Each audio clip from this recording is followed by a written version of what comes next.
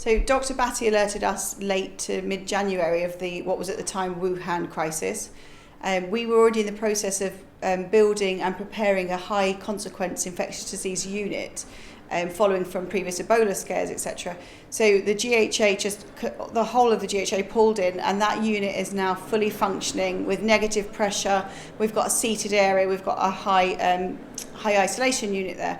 That has then expanded, and we've evolved as everything has changed under the guidance of Public Health England and the World Health Organization.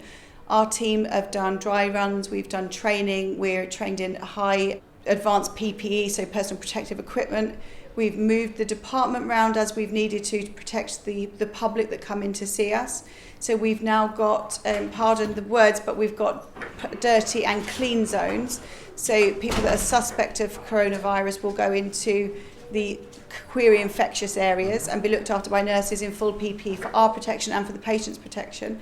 We've got an area where the other patients will go to be looked after by nurses who are not coming in contact with the suspect COVID. So that is, we don't want anybody else to be at risk for coming here, but people still do need to come here for some reasons.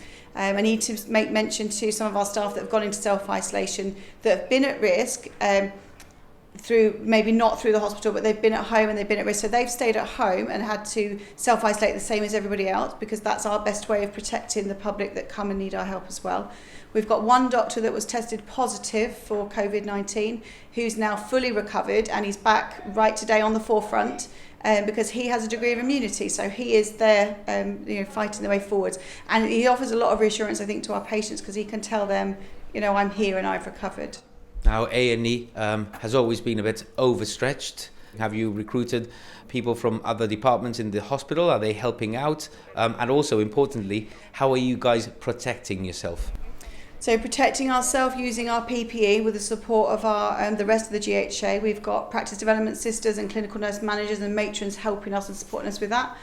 We're looking after ourselves when we go home, and we're looking after the team. We've got some staff who have got other health problems which would put them as high risk.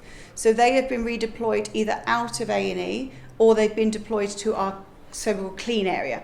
Then we've also had some of the wards that are now, say, maybe non-essential elective services. So some of those staff have been deployed to us, and we've been on upskilling them to train them into some of the tasks that we undertake here in A&E.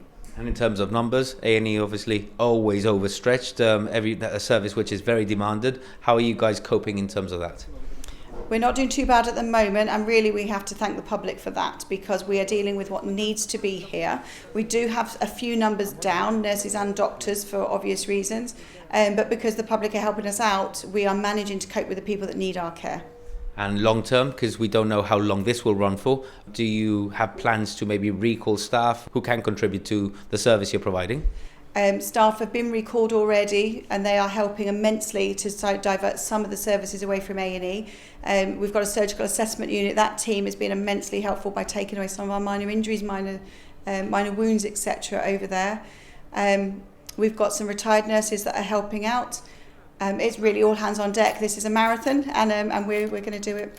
And in terms of the public, how can they help? Stay at home, guys. Wash your hands. Look after each other. If you need us, we are here.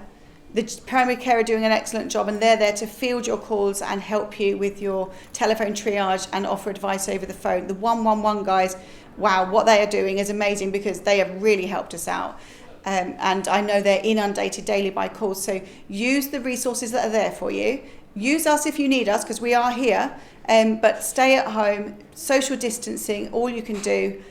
Please don't panic buy Morrisons, and look after yourselves.